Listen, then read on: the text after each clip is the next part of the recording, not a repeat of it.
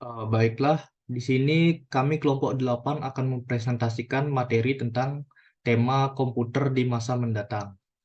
Sebelum masuk ke materi, ada langkah baiknya saya memperkenalkan dulu anggota-anggota dari kelompok kami.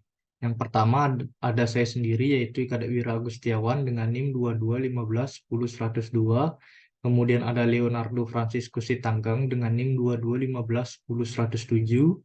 Kemudian ada Stephen Aluntian Pati dengan NIM 2215101021. Kemudian ada Kadek Doni Diatmika dengan NIM 2215101029. Baik, di sini saya akan membawakan materi pada slide pertama, yaitu tentang perkembangan komputer pada saat ini. Dalam era perkembangan teknologi yang pesat saat ini, tak terbantahkan bahwa komputer telah menjadi fondasi utama yang mendukung transformasi dalam berbagai industri dan mempengaruhi secara signifikan kehidupan sehari-hari kita. Perkembangan komputer saat ini telah menghadirkan banyak inovasi baru, baik di bidang kecerdasan buatan atau AI, komputasi kuantum, Internet of Things atau IoT, dan inovasi pada perangkat keras dan perangkat lunak lainnya. Melalui perkembangan ini, komputer tidak hanya menjadi alat untuk membantu pekerjaan kita, namun komputer juga bisa menafsirkan pola-pola kompleks untuk mendukung pengambilan keputusan yang lebih baik di berbagai industri, seperti kesehatan, finansial, manufaktur, dan juga lainnya. Tidak hanya di industri, komputer juga telah merambah ke dalam bidang kehidupan sehari-hari kita. Komunikasi telah diubah oleh kehadiran internet dan juga teknologi mobile.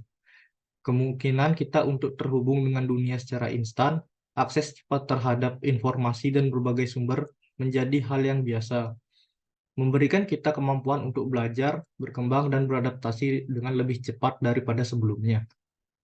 Dengan ada transformasi ini, secara kita bekerja, berkomunikasi, dan mengakses informasi telah berubah secara fundamental. Komputer ini tidak hanya menjadi alat untuk membantu kita, tetapi juga menjadi mitra integral kita untuk kehidupan sehari-hari kita dan membantu kita untuk mencapai potensi maksimal dalam berbagai aspek di kehidupan kita. Untuk materi selanjutnya akan dibawakan oleh rekan saya.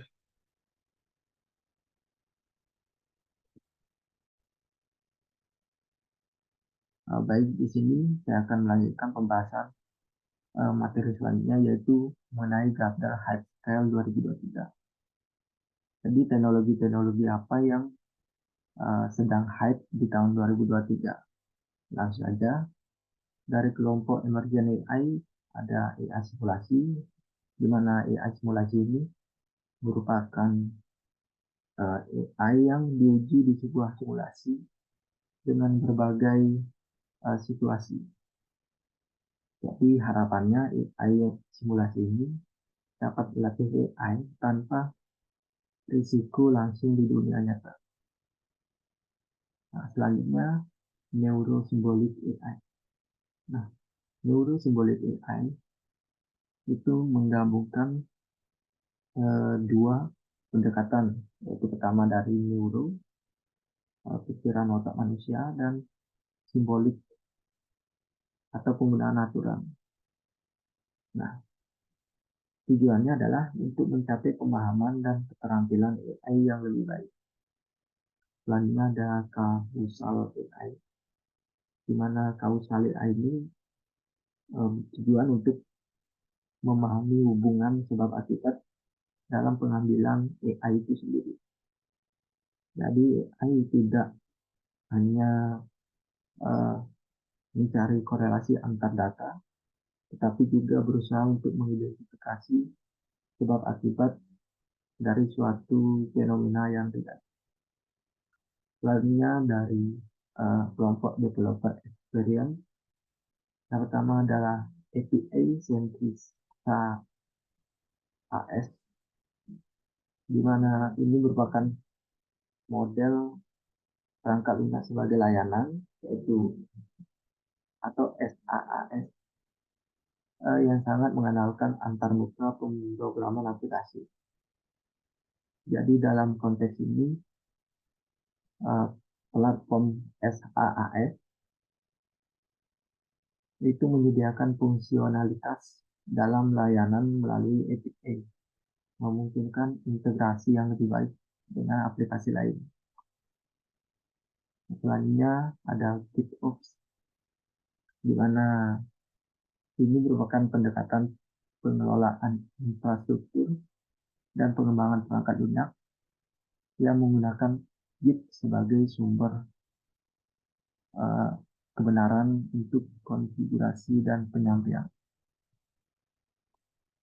Selanjutnya dari kelompok pervasive cloud, yang pertama ada Augmented FinOps, di mana Augmented FinOps ini mengacu pada pendekatan yang menggunakan praktik FinOps atau manajemen keuangan operasional untuk cloud dengan kecerdasan buatan dan analitik data. Yang kedua ada Cloud Sustainability, di mana ini merupakan konsep yang menekankan tanggung jawab sosial dan lingkungan dalam penggunaan sumber daya cloud computing. Ini mencangkup upaya untuk mengoptimalkan penggunaan energi, mengurangi jejak karbon, dan mengimplementasikan praktik-praktik ramah lingkungan dalam operasi kompetensi awal. Selanjutnya ada WebAssembly atau WAS, di mana ini merupakan sebuah format biner atau ekosistem eksekusi yang dirancang untuk menjalankan kode tingkat tinggi di berbagai platform tanpa ketergantungan pada bahasa pemrograman tertentu. Nah, selanjutnya untuk kelompok human centric security dan privasi itu ada dua. Yang pertama homomorphic encryption atau HE. HE adalah sebuah metode kriptografi yang memungkinkan komputasi dilakukan pada data terenkripsi tanpa perlu dilakukan pada data tanpa perlu pendekripsian terlebih dahulu. Nah, ini memiliki implikasi penting dalam menjaga keamanan data saat sedang diproses. Selanjutnya ada post-quantum cryptography atau PQC. PQC ini merujuk pada pengembangan algoritma kriptografi yang tahan terhadap serangan dari komputer kuantum. Nah, jadi diketahui bahwa komputer kuantum itu berpotensi untuk memecahkan beberapa algoritma kriptografi yang saat ini digunakan. Jadi memang komputer kuantum itu sangat powerful. Nah, jadi sekian dulu pembahasan materi dan saya. Untuk materi selanjutnya akan dijelaskan oleh. Baik, selanjutnya saya akan mempresentasikan dampak pada berbagai industri. Terdapat 4 bidang, yaitu yang pertama industri kesehatan, di mana penggunaan komputer di masa mendatang akan membawa dampak revolusioner dalam industri kesehatan. Komputer mampu melakukan perbaikan diagnostik, mengembangkan obat yang lebih cepat oleh kecerdasan buatan. Lalu terdapat kecerdasan buatan analitika data yang membantu meningkatkan pengelolaan rekam medis, kemudian IoT yang menghubungkan perangkat medis ke internet untuk mengumpulkan data kesehatan secara real time. Kedua adalah kemajuan teknologi komputer yang membawa perubahan signifikan dalam industri transportasi, seperti Hyperloop dan mobil otonom, di mana teknologi ini akan mengubah cara transportasi saat berpindah satu tempat ke tempat yang lain. Pertama adalah yaitu Hyperloop, konsep transportasi berkecepatan tinggi yang diusulkan oleh Elon, di mana penumpang ditempatkan dalam kapsul atau pod dan ditembakkan melalui sistem tabung vakum dengan kecepatan yang tinggi. Kedua, kendaraan otonom yang targetnya adalah mencapai level 5, di mana mengarah sebuah kendaraan yang dapat beroperasi sendiri dalam semua kondisi cuaca dan bahkan pengemudi tidak perlu terlibat untuk mengoperasikan kendaraannya. Kemungkinan juga tidak ada kemudi atau pedal pengereman. Ketiga, pada bidang pendidikan, komputer yang mendukung pembelajaran yang lebih interaktif melalui penggunaan aplikasi edukatif, pembelajaran jarak jauh, platform kolaboratif, virtual reality, augmented reality. Teknologi ini akan selalu ditingkatkan terus-menerus. Terakhir adalah industri hiburan. Tentunya juga mengalami perubahan berkat kemajuan dalam teknologi komputer, seperti video streaming, media sosial, permainan yang membentuk lanskap media dan hiburan.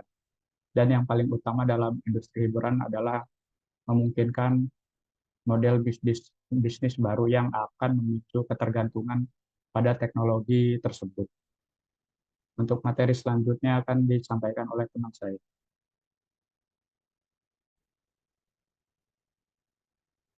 Baik, terima kasih atas waktunya. Saya di sini akan menjelaskan tentang era komputer di masa mendatang.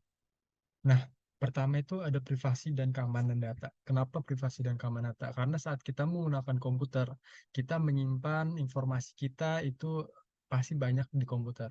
Jadi hal yang nggak mungkin pasti bakal terjadi seperti kita kebocoran data, lalu informasi yang dalam komputer yang telah kita simpan kena hack gitu oleh pihak yang tidak bertanggung jawab tentunya. Nah, maka dari itu pasti saat kita menggunakan teknologi pasti punya kelemahannya. Saat kita contohnya menginput data perusahaan, itu pasti bisa kena hack walaupun kita udah membuat keamanan seketat-ketatnya. Karena pasti ada beberapa celah yang bisa dimasukin oleh hacker-hacker di luar sana gitu. Lalu tantangannya ada pergantian pekerjaan. Nah, di sini tuh yang kita kelompok kita yakini di saat kita udah era komputer pasti ada beberapa pekerjaan yang bakal terganti. Contohnya seperti kayak tukang kasir. Eh, nah, kasir itu pasti bisa terganti karena adanya itu kan teknologi misalkan robot. Nah, saat kita mau bayar atau scan barang tuh tinggal ya kita secara mandiri juga bisa gitu. Self service lah ya ibarat kata lainnya.